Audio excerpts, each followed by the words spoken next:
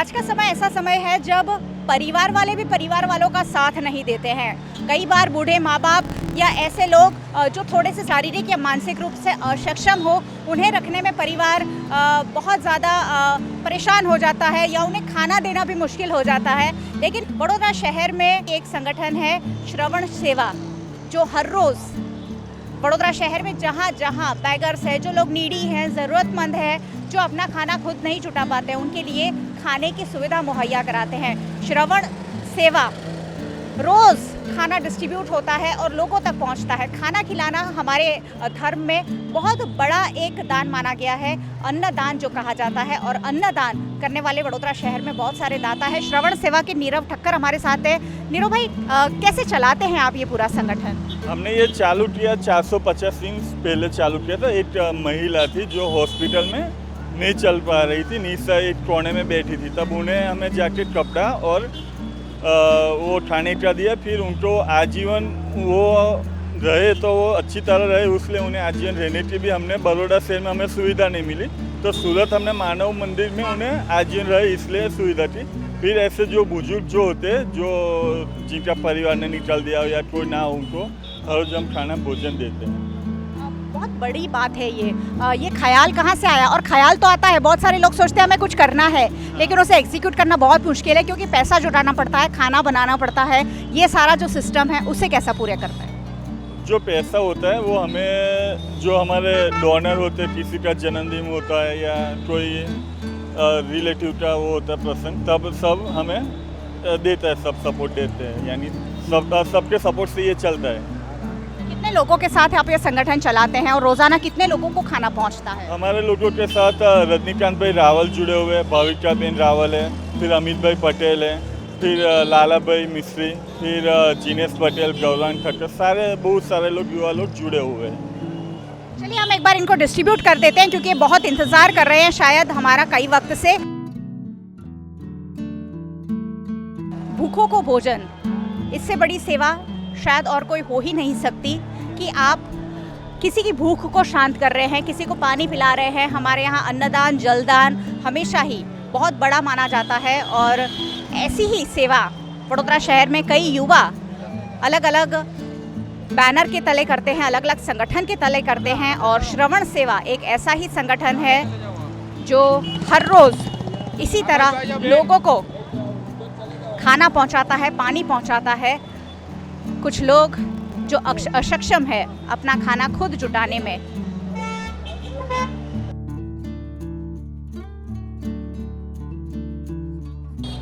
ये तस्वीरें अपने आप में रोंगटे खड़े कर देने वाली हैं, क्योंकि हमारे यहाँ किसी को भी रोटी खिलाना हमेशा ही बेहद महत्वपूर्ण, बेहद बड़ा दान माना जाता है।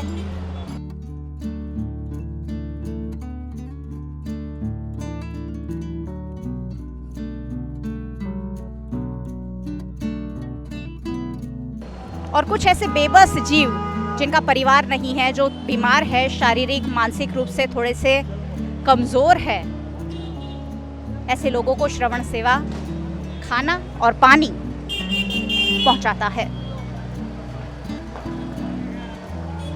रोज़ सुबह श्रवण सेवा के ये जो युवा है, स्वयं सेवक हैं, अपनी गाड़ी लेकर निकलते हैं नर्मदा भुवन, बड़ौदा रेलवे स्टेशन, कमाटी बाग और इसी तरह के एरियाज़ जहां ज़्यादा से ज़्यादा लोग देखे जाते हैं, उन्हें खाना और पानी पहुंचाते हैं। एक तरह से उनकी भूख को शांत करते हैं।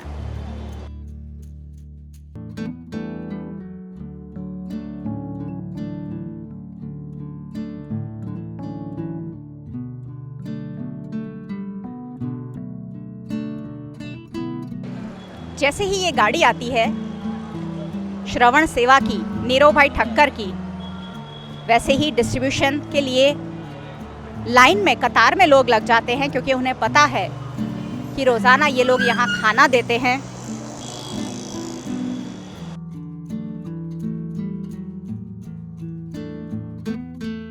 अक्सर हम 2 वक्त की रोटी जुटाने की जद्दोजहद में पूरा दिन बिता देते हैं। परिवार के लिए कमाई करना हर व्यक्ति का मकसद होता है, लेकिन ये जो लोग हैं निस्वार्थ भाव से इस तरह की सेवा ज़रूरतमंदों को तक पहुंचा रहे हैं। और इसीलिए आज इनकी सराहना करने का मेरा मन कर रहा है।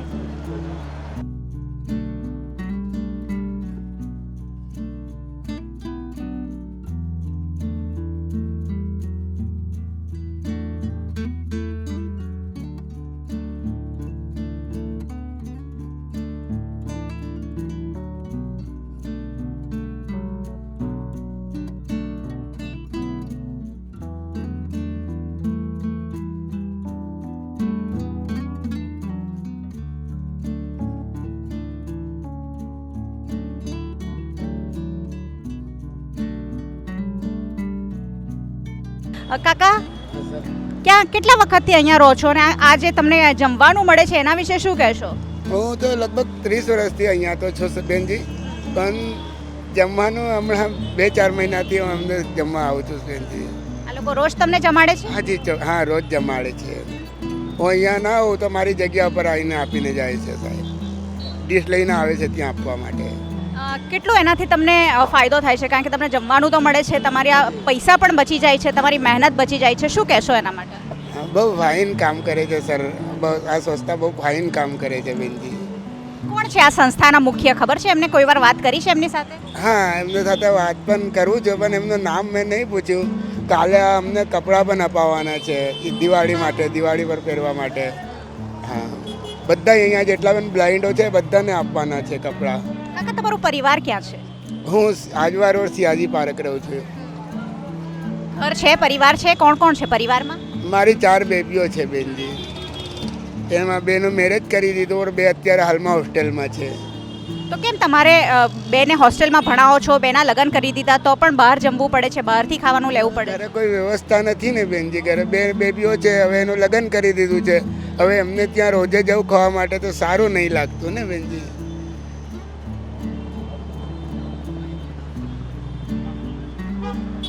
हर एक की छोटी छोटी व्यथा है, हर एक की छोटी छोटी परेशानी है, और बहुत सारे ऐसे लोग हैं जिनकी छोटी छोटी परेशानियां हैं और उन छोटी छोटी परेशानियां में एक बड़ी रिलीफ श्रवण सेवा द्वारा दी जा रही है. आप इनके चेहरे देख सकते हैं.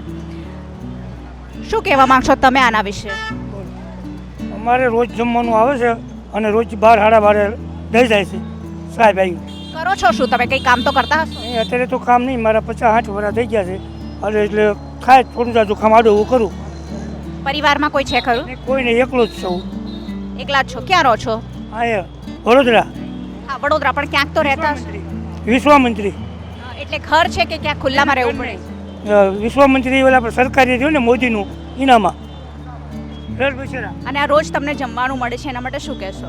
રોજ બપોરે 12 વાગે આવી જાય જમવાનું, રોજ ડેલી આવે છે. આના પહેલાં જમવા માટે શું કરતા હતા? હે, પહેલાં આડું થોડું જાજુ કામ થતું હતું તો કરતા હતા, હમણાં કોઈ નથી થતું, એટલે લગભગ 5 વર્ષથી આવે છે જમવાનું, 4-5 વર્ષ થઈ ગયા, એટલે આવી જાય 12-12 ગાળામાં આવી જાય છે. રોજ આ સેવા તમારા સુધી પહોંચે છે? આ રોજ પહોંચી જાય છે. અને જમવાનું કેવું હોય છે? જમવાનું સારું લાવે છે, બધાને થઈ રહે એટલું આવી જાય છે, પેટ ભરે જાય છે. मैं आपको बता दूं, ये जो खाना है घर में तैयार होता है. संस्था के एक स्वयं सेवक हैं, वो खुद ही अपने घर में खाना बनवाते हैं और पैक करके यहाँ तक आते हैं. बा તમે શું કહેશો? ક્યાંથી આવો છો? અહીંયા જ રહું છું સ્ટેશન પર. અહીંયા વડોદરા રેલવે સ્ટેશન પર. હા, પરિવારમાં કોણ કોણ છે? એક જ છું. મારે એક છોકરી છે, હોસ્ટેલમાં ભણે છે હાલોલ, અને મારો એક છોકરો છે, બસ. તો બા કેમ આ બહારથી જમવાનું લેવું પડે? બનાવી શકો કે એવું કંઈ વ્યવસ્થા નથી? હું પહેલેથી જ અહીંયા રહું છું, અહીંયા માંગીને ખાઉં છું. કેટલા વર્ષ થયા? આખા દિવસમાં કેટલું માંગી લેતા હશો? પૈસા નહીં માંગતા, જમવાનું આવે ખાઈને સ્ટેશન ઉપર જઈને ઊંઘી જઈએ. કોઈ ઘર પરિવાર નથી? ના, ઘર જ નથી. અને આ શ્રવણ સેવાની જે સેવા તમને મળી રહી છે એના માટે શું કહેશો? કેટલા આશીર્વાદ આપશો એમને? બહુ, અમારે મારા છોકરાઓનો, અમારો આશીર્વાદ બધાનો. હર એક કી અલગ અલગ કહાની હૈ. તમે ક્યાંથી આવો છો? કેટલા વખતથી અહીંયા રહો છો? 6 મહિનાથી અહીંયા જમું છું. રોજ સારું જમવાનું આવે છે, ટાઈમ ટુ ટાઈમ જમવાનું આપે છે, અને હું રહું છું બહાર, અહીંયાની નથી, બોરસદનો છું, અને અહીંયા 6 મહિનાથી જમું છું. અહીંયા ટાઈમ ટુ ટાઈમ જમવાનું આવે. અહીંયા ક્યાં રહો છો? હાલ અહીંયા જ રહું છું, આ સ્ટેશન ઉપર એરિયામાં જ આજે. આ જે સેવા છે એના માટે શું કહેવા માંગશો? જે સારી સેવા છે, ફર્સ્ટ ક્લાસ સેવા. આવી સેવા તો બીજી જગ્યાએ નથી મળતી. કઈ જગ્યાએ ફર્યો છું પણ આવી સેવા નથી મળતી. કારણ ટાઈમ ટુ ટાઈમ જમવાનું આવે, ટાઈમ ટુ ટાઈમ અમને સારી રીતે હાચવે છે સાહેબ, એટલું સાહેબ. દાદા, તમે ક્યાંથી આવો છો? હવે અમદાવાદના છીએ, કોઈ આગળ પાછળ છે નહીં, એકલો છું. પરિવાર કેટલો હતો? બધા ક્યાં ગયા? ત્યારે કોઈ છે જ નથી, એકલો જ છું.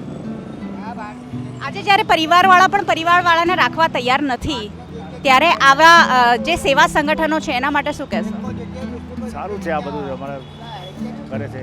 તમને આનાથી લાભ થાય છે કે એટલીસ્ટ જમવાનું, બપોરના જમવાનું ટેન્શન નથી હોતું?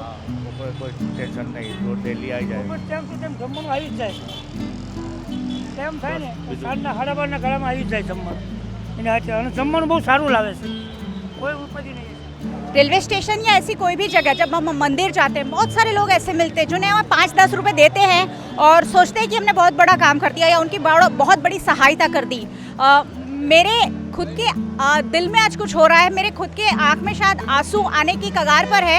मैं जब रेलवे में सफ़र करती हूँ, मेरे पास जो चिल्लर होती है मैं उससे लोगों को देने की कोशिश करती हूँ कि कितनी हेल्प हो जाए, लेकिन ये जो सेवा है उसके सामने वो 10-5 रुपए की सेवा कहीं भी स्टैंड नहीं करती. ऐसा आज मुझे लग रहा है कि किसी को खाना पहुंचाना जो जिसका કોઈ નહીં है, कितनी बड़ी सेवा होती है. બેન, તમારું નામ શું છે? મારું નામ મીનાબેન છે. મીનાબેન, ક્યાંથી આવો છો અને ક્યાં રહો છો? હિંમતનગરની છું. મારું લગ્ન થયેલું બરોડામાં, ઘરવાળા મરી ગયા, છોકરા પૂછતા નહીં મને. ક્યાં છે છોકરાઓ? છે ક્યાં? નોકરી કરે છે? શું કરે છે? આમ પૈસા લઈને જતા રહે, માગી ખાઉં છું. એટલે તમે માંગો છો એના પૈસા પણ એ લોકો લઈ લે છે? હા, વહુ લઈ જ નાહી જાય છે. તો તમે કેમ આપો છો પણ એમને? મને મારે છે બેન. એ લોકો શું કરે છે? દીકરાઓ, વહુઓ શું કરે છે? વહુ ઘર લઈ લીધું, બધું લઈ લીધું બેન. છોકરી માટે હું જીવું છું. છોકરીને ઉનાવાળા પરણાવી આવે છે, મહિને 2 મહિને આવે જોવા મને. જમાઈ આપણો ના, છોકરી આપણી કહેવાય ને, એટલે હું અહીંયા પડી રહું છું. બાટલા વેણી ખાઉં છું. રોજના 40-50 રૂપિયાના બાટલા વેણું છું અને આ જમવાનું હાલે તો મને હાલે છે. હું સેવામાં મદદ કરું છું. કોઈ લંગડું લૂલું હોય ને એટલે હું બેન. દીકરી કોઈ દિવસ એમ નથી કહેતી કે મમ્મી ચલો તમારી સાથે થઈ જાય છે મને, પણ જમાઈ આપણો નહીં ને બકા. એટલે ના રાખે. હા, જમાઈ આપણો થાય, છોકરી આપણી થાય, પણ જમાઈ કેટલા દિવસ ખાવું જમાઈનું કોણ. અને આ તમને હું જોઉં છું ને, મારી બેન યાદ આ તમને રોજ જમવાનું મળે છે, એના માટે શું કહેશો? બહુ દુઆ અમને આલીએ છે. મેં બહુ જ દુઆ આલું છું એમને. મને આટલું ખાવાનું આલે છે, બહુ શુક્ર છે મને. એટલી દુઆ હું એમને આલું છે કે મને ભગવાન મારો ભય મળ્યા બેન. એ ટાઈમસર ખાવાનું આલે છે. આટલું તો મને આંસુ નહીં ગયા બેન. આજ મને આટલું આંસુ ગીરી ગયા છે કે મારી બેન નહીં. આજ મને આટલું બધું ખાવાનું આલે છે. અમે છે ને હવે આટલું બધી સેવા કરે છે મારી. આ બીમારનું મને કહ્યું કે હું તમને દવા આલાવીશ. આટલું મને સપોર્ટ આલે છે. મને દુઃખ નહીં હાલતા બેન. ટાઈમસર ખાવાનું મને આલે. मेरे पास आज शब्द शायद कम पड़ जाएंगे. लोगों का जो दर्द जो हम शायद कभी महसूस नहीं कर पाते हैं. हमें ब्रेकफास्ट से लेकर लंच, डिनर सब कुछ इतना अप्रोप्रिएट मिल जाता है कि खाने की वैल्यू हम कभी समझ ही नहीं पाते हैं. बहुत सारा खाना हम वेस्ट भी कर देते हैं, लेकिन एक थाली और एक थाली की 4 रोटी एक इंसान के लिए कितनी ज़रूरी होती है, ये बेबस आंखें बता रही है. जब परिवार में कोई नहीं होता है और जब ये खाना आपके नसीब होता है, आपके लिए ये कितना इम्पोर्टेंट होता है, कितना महत्वपूर्ण होता है. श्रवण सेवा चलाने में काफ़ी सारे लोगों का योगदान है और एक बड़ा योगदान है रजनीकांत रावल भाई का. रजनीकांत भाई, ये खाना आपके घर पर बनता है, ये जो जब ख्याल आया, किसके दिल में आया और ये पूरी सेवा जो है कैसे शुरू हुई? मैं और नीरव भाई काफ़ी टाइम से ये सेवा का काम कर रहे हैं. लॉकडाउन में भी कर रहे थे, नींबू शरबत और सब तीनों हॉस्पिटल में दे रहे थे. बाद में नीरव भाई ने ऐसा एक माजी को देखा था रोड पे, तो उनको पूछा क्या है तकलीफ़, चल नहीं सकती थी, तो उनके लिए व्यवस्था की है कायम रहने की. फिर 2-4 बंदे ऐसे लोगों को और पूछा कि भाई क्या करना चाहिए इन लोगों को, तो भाई खाना खिलाओ.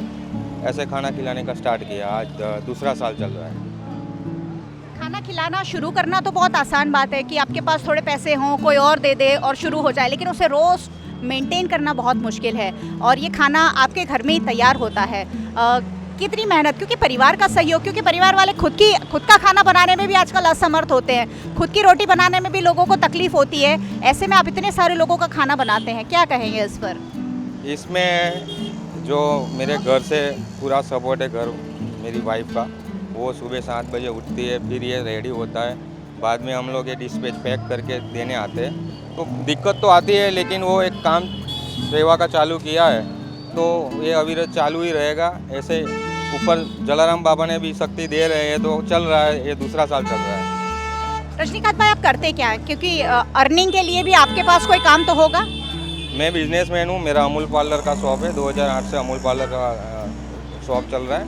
और ये 2 घंटे यहाँ काम करते हैं सेवा का, बाद में अभी जाके दुकान पे धंधा चालू कर देंगे। कितना सुकून मिलता है?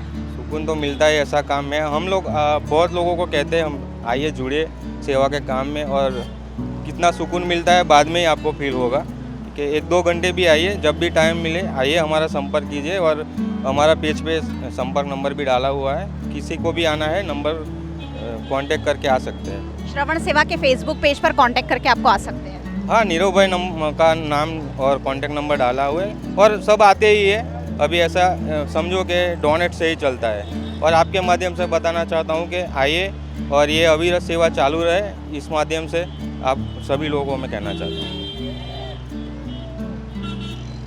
छोटे छोटे बच्चे, बड़े बुजुर्ग, मानसिक शारीरिक रूप से दिव्यांग, विकलांग, सभी लोग यहाँ खाना इन्हें पहुंचाने का काम श्रवण सेवा करता है। वडोदरा शहर कभी भी किसी को निराश नहीं करता है। वडोदरा शहर के लिए कहा जाता है संस्कारी नगरी है हमारी, और संस्कारी नगरी अगर अपने संस्कार फिर दिखाए, हमेशा दिखाते रहे और ऐसे संगठनों को सपोर्ट करते रहें। वीएनएम के माध्यम से ही अपील करती हूँ, आकर जुड़िए, पैसों से नहीं तो थोड़ा सा इनका हेल्प भी हम कर सकते हैं। नीरव भाई मुझे काफ़ी दिन से कह रहे थे कि ये चल रहा है, उसे कवर करना है। मैं शायद मिस कर गई कि मैं 2-3 दिन नहीं आ पाई, और आज जब आई हूँ मेरा दिल भर आया है, क्योंकि ऐसी सेवा से जुड़ना आखिरकार कौन नहीं चाहेगा। आजकल हम अपने आप के लिए जीते हैं, दूसरों के लिए जीना ये कोई ऐसे लोगों से सीखे जो अपनी ज़िंदगी भी दूसरों के नाम कर देता है।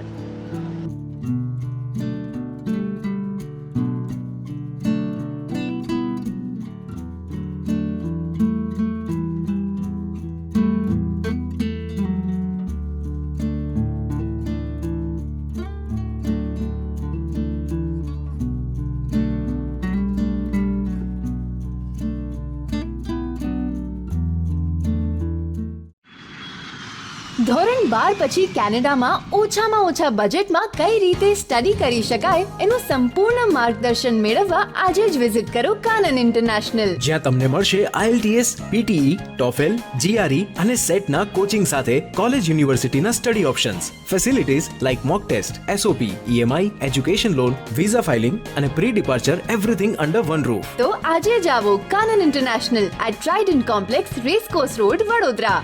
વડોદરાના ઘણા વિસ્તારો જેમ કે અકોટા, માંજલપુર, અલકાપુરી, મકરપુરા વગેરે વગેરે વિસ્તારોના લોકો ચિંતામાં છે. આ ચિંતાનું કારણ છે વડોદરાના લોકોમાં વધતી ઈર્ષા.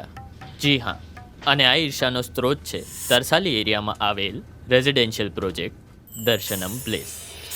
ઘણી બધી એમ્યુનિટીઝથી ભરપૂર આ 2 અને 3 BHK પ્રોજેક્ટ બની ગયો છે નવા ઘર શોધવાવાળા લોકો માટે એક અનોખો અવસર.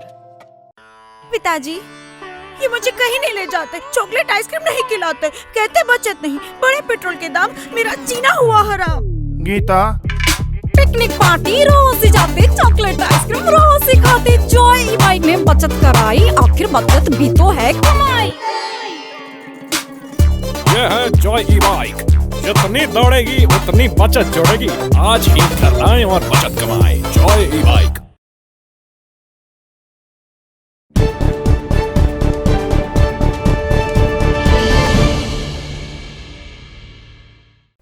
नमस्कार, मैं हूं आरती और आप देख रहे हैं वीएनएम टीवी. हम आज one of the important developmental domains की बात करने वाले हैं, जिसका नाम है क्रिएटिव डेवलपमेंट, यानी कि रचनात्मक विकास. और इस विषय पर चर्चा करने के लिए हमारे साथ जो एक्सपर्ट स्टूडियो में मौजूद हैं, पारस महेंद्रू. पारस मैम, आपका बहुत बहुत स्वागत है. Thank you. Paras ma'am child development background से हैं. इन्होंने स्पेशल एजुकेशन में भी अपना काफ़ी योगदान दिया है.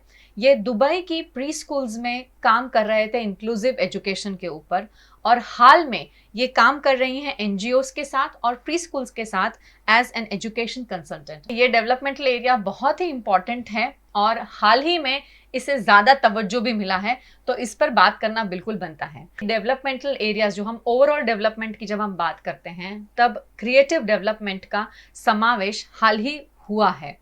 तो सबसे पहले तो अगर आप हमारी ऑडियंस को बताएं कि क्रिएटिव डेवलपमेंट यानी कि रचनात्मक विकास क्या है और इसका क्या इम्पोर्टेंस है अर्ली ईयर्स में। तो मुझे इस बात की बहुत खुशी है कि फाइनली क्रिएटिव डेवलपमेंट पे डायलॉग होने लगा है। तो मेरे हिसाब से क्रिएटिव डेवलपमेंट को मैं बहुत ही सिंपल लैंग्वेज में समझाती हूँ कि वो self expression, creativity is self expression. तो उसके लिए अलग अलग वर्ड्स यूज़ होते हैं उसको डिस्क्राइब करने के, कि क्रिएटिव डेवलपमेंट में एक्सप्लोरेशन होगा, बच्चे एक्सपेरिमेंट करेंगे, प्रयोग करेंगे, उनको मौका दिया जाता है कि वो कुछ इन्वेंट करे, तो इनोवेशन है उसमें जी। और ऑफ कोर्स प्रॉब्लम सॉल्विंग है। तो अगर क्रिएटिव डेवलपमेंट की बात करते हैं तो ये सब चीज़ों का समावेश होता है। और जैसे आपने कहा कि अर्ली ईयर्स में क्या इसका इम्पोर्टेंस है, तो अर्ली ईयर्स में जैसे हमें पता है कि शुरू के कुछ साल में डेवलपमेंट हर एरिया में एक्सेलरेटेड होता है, क्योंकि ब्रेन बहुत जल्दी उस समय विकास हो रहा है उसका जी। और हमें ये भी पता है कि एक एरिया का डेवलपमेंट का इन्फ्लुएंस दूसरे एरिया के डेवलपमेंट पे भी होता है, डेवलपमेंट कंपार्टमेंट में नहीं हो सकता। तो क्रिएटिव डेवलपमेंट जैसे एक तो बच्चे खुद अपनी अभिव्यक्ति कर सकेंगे, तो उस हिसाब से तो उसकी अहमियत बहुत ही ज़्यादा है, पर उसके अलावा उसका इम्पैक्ट दूसरे एरियाज पे भी आता है, जैसे कि इमोशनल डेवलपमेंट है। तो अगर बच्चा अपनी अंदर की बात हमारे साथ शेयर कर पाता है, चाहे ड्राइंग से करे, चाहे डांस से करे, चाहे कुछ मॉडल बना के करे, कोई भी अपना तरीका अपनाए, तो हमें उसके दिमाग में क्या चल रहा है, उसके इमोशंस क्या हैं, उसके बारे में बहुत सारी माहिती मिल सकती है। और छोटे बच्चे इतना जल्दी से अपने इमोशंस के बारे में बात नहीं कर पाते हैं, तो ये एक बहुत ही अच्छा जरिया है कि हम समझ सके कि उनके अंदर क्या चल रहा है। और ऑफ कोर्स क्रिएटिव डेवलपमेंट का कॉग्निटिव डेवलपमेंट, मानसिक विकास के साथ भी बहुत गहरा रिश्ता है। जैसे मैंने कहा कि प्रॉब्लम सॉल्विंग, क्रिएटिविटी सिर्फ पेंटिंग और कटिंग एक्टिविटी नहीं ना है, तो प्रॉब्लम सॉल्विंग वो मानसिक विकास के साथ उसका बहुत गहरा रिश्ता है।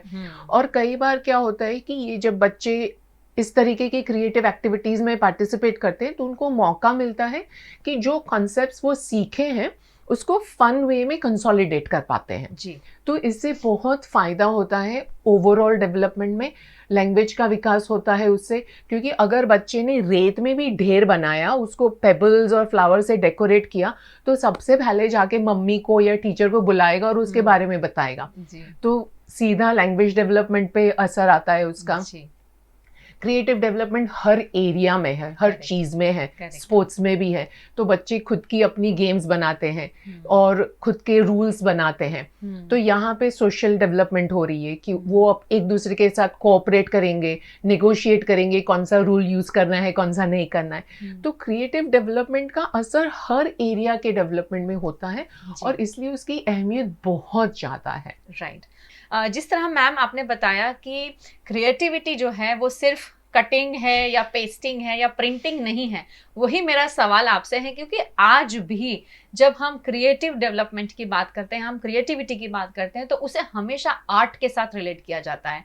तो कितना सही है क्रिएटिविटी को सिर्फ आर्ट से जोड़ना? आप बिल्कुल सही कह रहे हो, ये मैंने भी काफ़ी ऑब्जर्व किया हुआ है जी। तो सबसे पहले तो जैसे मैंने आपको कहा कि क्रिएटिविटी हर चीज़ में है जी। हर लाइफ के हर पहलू में है। सिंपल सी बात है कि आज सुबह आप उठे और आपको पता है कि आपको जॉब के लिए भागना है और बच्चों का टिफ़िन भी बनाना है स्कूल में जाने के लिए, तो फ्रिज खोला और जो इंग्रेडिएंट्स पड़े थे उसको मिला के अपना खुद का रेसिपी बनाया, वो क्रिएटिविटी है। बिल्कुल ठीक है। अगर स्पोर्ट्स की बात करें तो आज की तारीख में 2020 क्रिकेट फॉर्मेट बहुत पॉपुलर है। That's an example of creativity कि आपने जो ओरिजिनल फॉर्मेट है उसके अंदर काफ़ी सारी नई चीज़ें ऐड करी और एक उसको नए स्वरूप में पेश किया। आप किसी का किताब पढ़ते हो तो वो भी क्रिएटिव एक्सप्रेशन है। तो क्रिएटिविटी हमारी हर चीज़ में, अगर आप किसी के यहाँ पार्टी में जा रहे हो तो अपनी आउटफिट डिसाइड करोगे ना कि इसके साथ ये पहनूंगी, इसके साथ ये करूंगी, तो you creating a look. Correct. तो हर चीज़ में है, तो हम किसी भी तरीके से ऐसा नहीं कह सकते कि सिर्फ पेंटिंग में या सिर्फ कटिंग एक्टिविटी में क्रिएटिविटी है।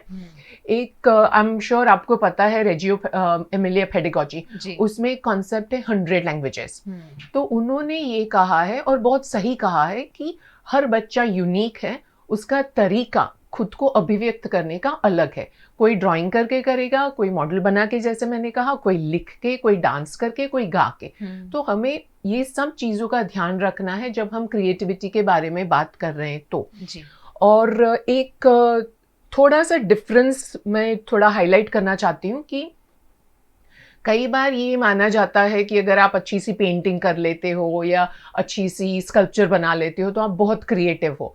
पर there is a fine line between being artistic and being creative. तो कई सारे लोग हैं जो बहुत आर्टिस्टिक हैं, वो किसी और की ड्राइंग देख के बिल्कुल हूबहू नकल बना सकते हैं, वो किसी का पेंटिंग देख के उसका हूबहू नकल बना सकते हैं, किसी का गाना सुन के हूबहू गा सकते हैं। तो दे हैव एस्थेटिक सेंस और उनमें वो आर्टिस्टिक टैलेंट डेफिनेटली है, पर वो खुद की अभिव्यक्ति नहीं है। तो आर्टिस्टिक टैलेंट होना वो एक हिस्सा है क्रिएटिविटी का। और जैसे आपने कहा कि पेंटिंग और कटिंग एक्टिविटीज पे हम ज्यादा एम्फेसिस करते हैं, तो वो भी एक हिस्सा है क्रिएटिविटी का। वो क्रिएटिविटी अकेले नहीं है, आपको बच्चों को हर तरीके का एक्सपोजर देना है। जैसे मैंने कहा क्रिएटिविटी खेल में भी है, क्रिएटिविटी साइंस में भी है। तो हमारा ये ध्येय होना चाहिए कि हम हर चीज का एक्सपोजर बच्चों को दे ताकि उनका क्रिएटिव डेवलपमेंट ऑप्टिमम हो और वो अपने तरीके से अभिव्यक्त कर सके खुद को। राइट।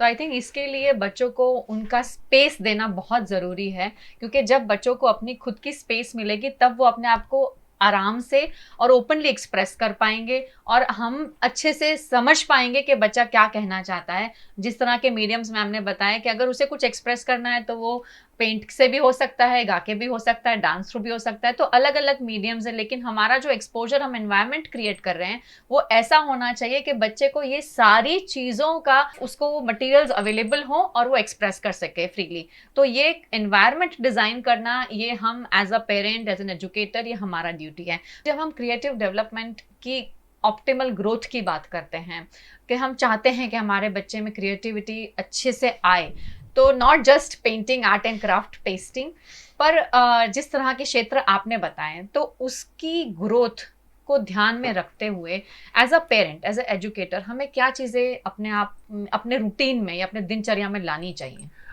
तो काफ़ी सारी चीज़ें हैं जो हम कर सकते हैं जिससे हम बच्चों के अंदर की क्रिएटिविटी को प्रोत्साहित कर पाएँ। पर मैंने 4 चीज़ें जो मुझे लगता है कि बहुत ही ज़रूरी है उसके बारे में मैं आपके साथ शेयर करती हूँ। तो सबसे पहले तो हमारा माइंडसेट होना चाहिए। तो आई कॉल इट परमिशन, कि हम बच्चे को परमिशन दे कि गंदा होगा, क्योंकि क्रिएटिविटी इज मेसी।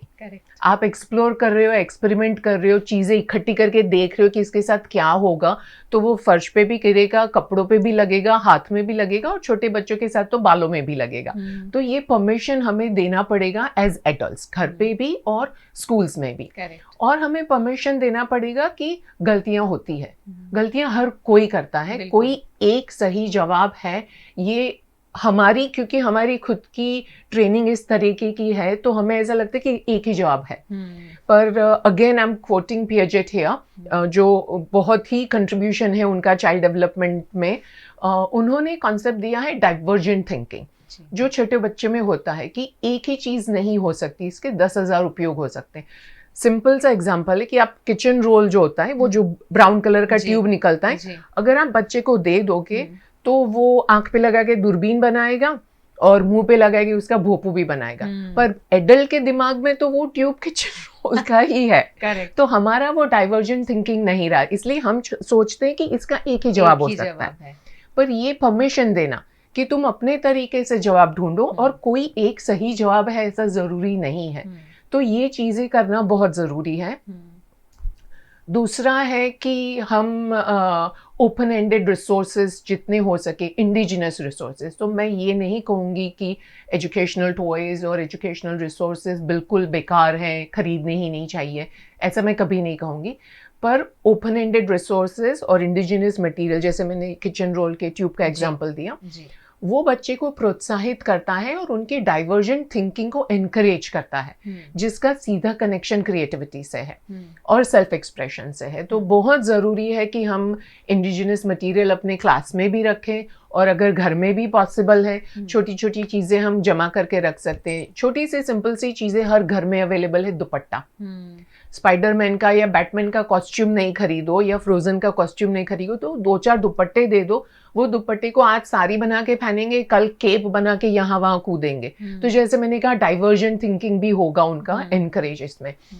और एक चीज़ है कि रेजिलियंस डेवलप करना चाहिए हमें बच्चों के अंदर, क्योंकि क्रिएटिविटी जब हम एक्सपेरिमेंट कर रहे हैं, एक्सप्लोर कर रहे हैं, तो इनवेरिएबली अड़चने तो आएगी हर एक के साथ, और हर कोई वो फेलियर एक्सपीरियंस करता है। तो ये बहुत ज़रूरी है कि हम बच्चों के अंदर रेजिलियंस बिल्ड करें, और ये बिल्ड कर सकते हैं। रेजिलियंस कैन बी इन्हांस्ड और इंक्रीज्ड ऑल्सो। तो ये भी बहुत ज़रूरी है कि बच्चे समझ पाए कि हाँ, गलत हो सकता है हमारा आइडिया।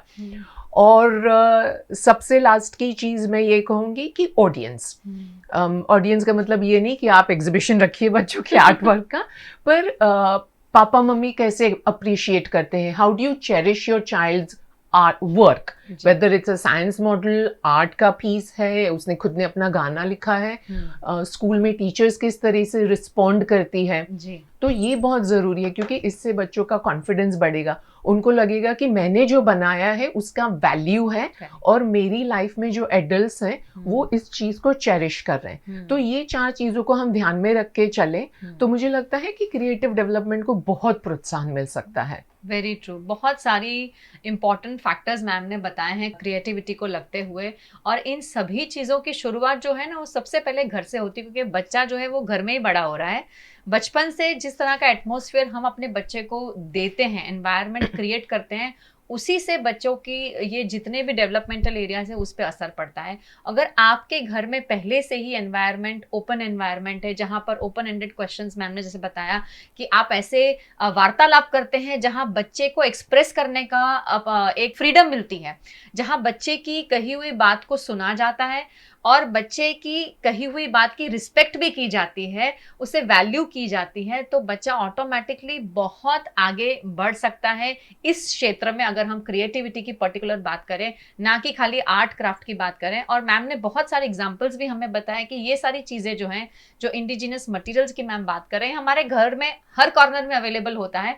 पर यह है कि एज एन एडल्ट हमें लगता है कि इसका काम, जैसे मैम ने बताया कि रोल का खत्म हो गया है, इसके डस्टबिन में डाल दो। पर अगर यही चीज़ अगर आप अपने बच्चों को दे देते हैं, तो 4-5 दिन के लिए बच्चा जो है उसके साथ अलग अलग चीज़ें क्रिएट करेगा और आपको बताएगा कि आज उसने क्या बनाया। तो आपको इसी चीज़ का एहसास होना चाहिए कि जब बच्चे ये मटेरियल्स के साथ खेलते हैं और आपको अपनी सोच, अपना एक्सप्रेशन बताते हैं कि आज मैंने इसमें ये बनाया, आज मैंने इसमें ऐड किया, तो अब ये ऐसा दिख रहा है, तो उसे सुने।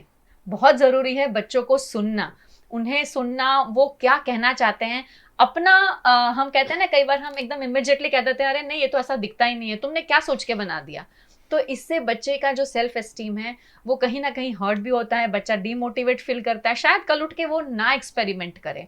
हमें ये नहीं करना है, हमें पॉजिटिव डायरेक्शन में बच्चों को लेके जाना है, उन्हें मोटिवेट करना है, उनकी सोच को सपोर्ट करना है। क्रिएटिविटी तभी आती है, बच्चे की जो सोच है उसे पंख दिए जाएं और उसे वो फ्रीडम दी जाए, उसे वो स्पेस दी जाए एक्सप्रेस करने की। तो क्रिएटिविटी ऐसे ही मैजिक से क्रिएट नहीं हो जाती है, पर ये सारी छोटी छोटी चीज़ों का अगर हम ध्यान रखते हैं तो ज़रूर क्रिएटिविटी बच्चों के साथ साथ पेरेंट्स में भी आ जाती है। ये मैं आपको पक्का बता रही हूँ, क्योंकि हमने ये सारी चीज़ें टेस्ट करके रखी हुई हैं। बच्चे इतनी सारी चीज़ें आउट ऑफ द वर्ल्ड सोचते हैं जो हम अडल्ट्स कभी सोच ही नहीं सकते हैं, और आपको उनकी बातों को जब वो एक्सप्रेस करते हैं ना, तब सुन के ताज्जुब हो जाएगा कि हाँ, ये चीज़ का ये भी हो सकता है, ये तो हमने कभी सोचा ही नहीं था। और वो इतना वंडरफुल आइडिया लेकर आते हैं। इसलिए बच्चों की सोच को सपोर्ट करें और उन्हें सुने। आप एक ट्रेनर भी हैं, आप काफ़ी सारे एजुकेशन जो सेक्टर से जुड़े हुए हैं उन्हें ट्रेन करते हैं। क्रिएटिविटी की जब हम बात करते हैं, हम क्लास को अपने अरेंज करते हैं अल्फ़ाबेट्स, नंबर्स, शेप्स, कलर्स के साथ, पर जब क्रिएटिविटी को क्लास में लाना है तो आई एम श्योर आपके लिए भी ये बहुत बड़ी चुनौती होती होगी, क्योंकि उसके लिए टीचर्स को शायद पहले उस एंगल से सोचना ज़रूरी है या पेरेंट को सोचना ज़रूरी है। तो क्या कहना चाहेंगे आप इसके ऊपर, कैसे हम क्रिएटिविटी को अपने क्लास का हिस्सा बना सकते हैं? ये चैलेंजिंग है। जी। मुझे लगता है कि इसके पीछे की वजह एक तो ये है कि अवेयरनेस, अंडरस्टैंडिंग, और टीचर्स को भी ट्रेनिंग, ऑनगोइंग ट्रेनिंग होना चाहिए। बिल्कुल। तो पेरेंट के वर्कशॉप्स भी होने चाहिए साथ साथ में, क्योंकि कई बार होता है कि जब मैं स्कूल्स और प्री स्कूल्स और उनके साथ बात करती हूँ कि वो मुझे पूछते हैं कि आप कौन कौन से वर्कशॉप्स ऑफर कर रहे हो, जी। तो क्रिएटिविटी मेरा टॉप पे होता है। क्रिएटिविटी और आउटडोर प्ले ये मेरे फेवरेट टॉपिक्स हैं। और फिर वो हमेशा बात वहीं आ जाती है कि प्री राइटिंग पे कुछ करें, क्योंकि पेरेंट्स को इसमें इंटरेस्ट है ज़्यादा, क्योंकि उनको वो दिखता है ना, लिखा हुआ है तो दिखेगा कि ये मेरा बच्चा सीख गया है। तो मुझे लगता है कि ये एक अवेयरनेस करना बहुत ज़रूरी है। जब तक हमें पता ही नहीं है तब तक हम कुछ कर ही नहीं सकते हैं। तो जैसे आज आपका ये प्रोग्राम है, तो इसके द्वारा काफ़ी सारा अवेयरनेस क्रिएट होगा।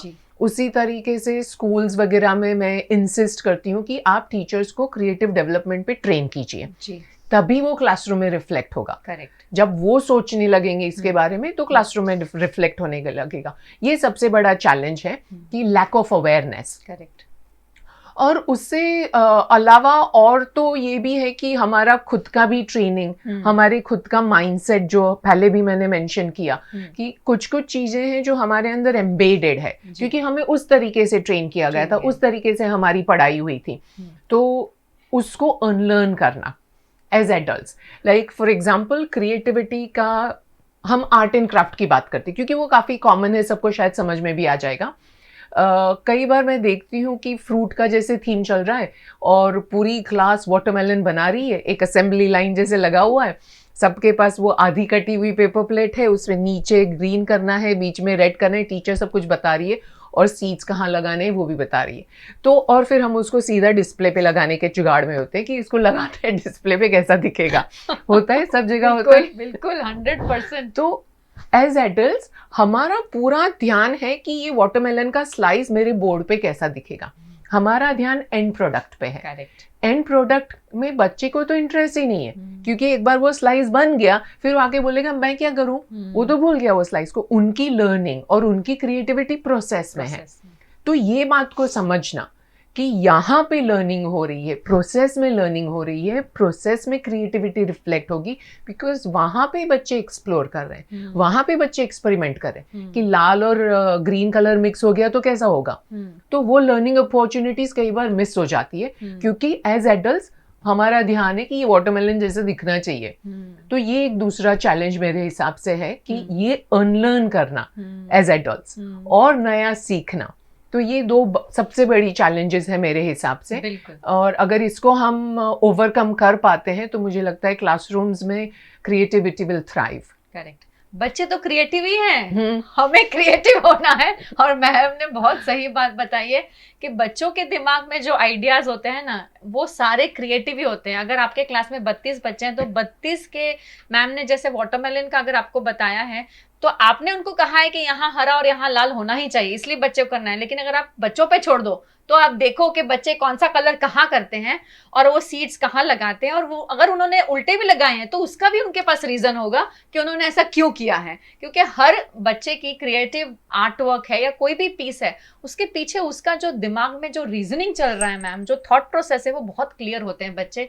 और आजकल की जनरेशन के बच्चे तो बहुत क्लियर हैं। आई एम श्योर आप भी उसको अग्री करेंगे। जी बिल्कुल, आपकी बात को वो गलत प्रूव कर सकते हैं अगर आप बोलें कि नहीं वाटरमेलन ऐसा ही होता है। But kids have their own ways to tell you कि नहीं, it's not that the same way जो आप बता रहे हैं। मेरा तरीका, मेरा वाटरमेलन आज ये नया वाला है। बिल्कुल सही कहा आपने।